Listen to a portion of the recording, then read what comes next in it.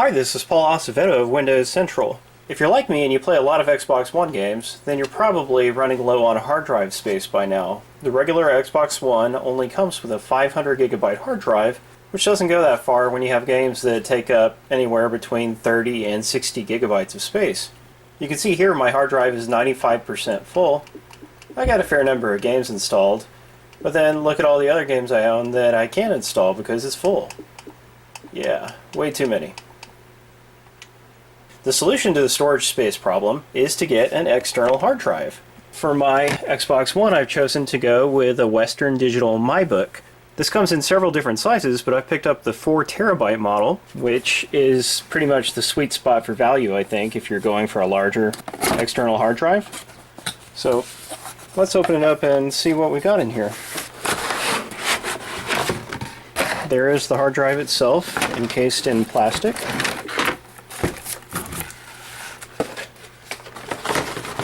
Also comes with a USB 3 cord. If you're using an external drive with your Xbox One, it has to be USB 3, not USB 2, because it needs more speed and transfer. And then we have a power cord. And you know, there's some manuals and stuff. You don't need to look at any of that.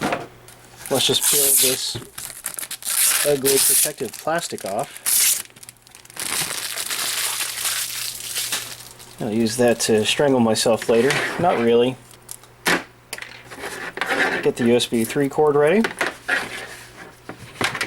It is a special cord. One end is not standard, so you don't want to lose this sucker.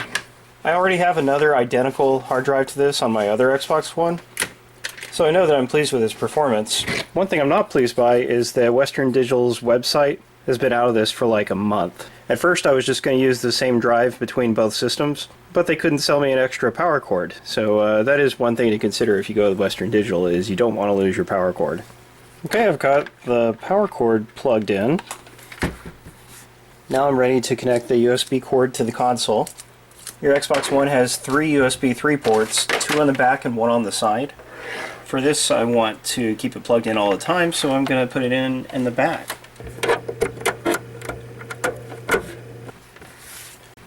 Okay, so we plug in the USB 3 cord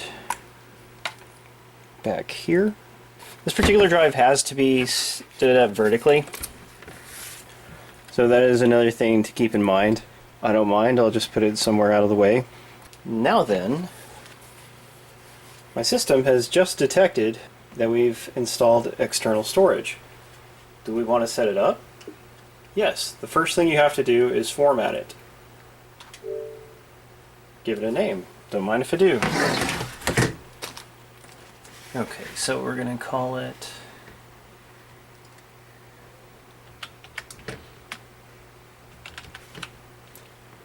That's a nice name. Install things on WD Fatty by default? Yes. I can choose to do that, or to install on a different drive or the system's internal drive by default. It's nice that it gives you a choice.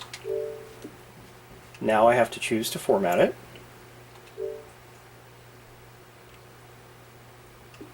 And I guess my system is doing that now.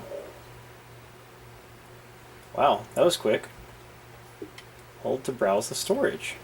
Even though it is a 4 terabyte drive, you don't quite get all of that space to use. So it's got a part of it that is just used by I have no idea what. Now that I've got my external drive set up, I am going to look at my internal games and start moving them over by pressing the menu or start button on each one. Manage game. Now I can choose to move or copy. Of course I want to move in order to free up space on the other drive. Move, yes.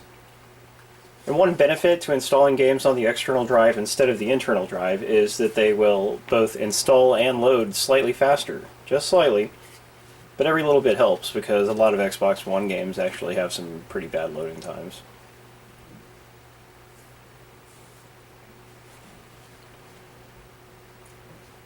You can see it only took a few seconds to get the game over there.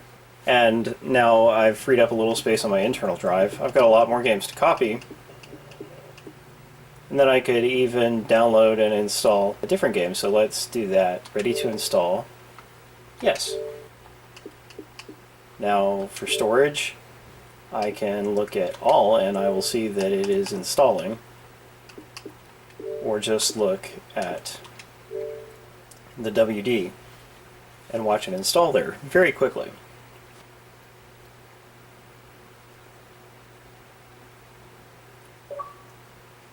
There it goes. Now I just need to continue moving games over from the internal drive and installing more of my games that I haven't been able to, or that I had to delete previously.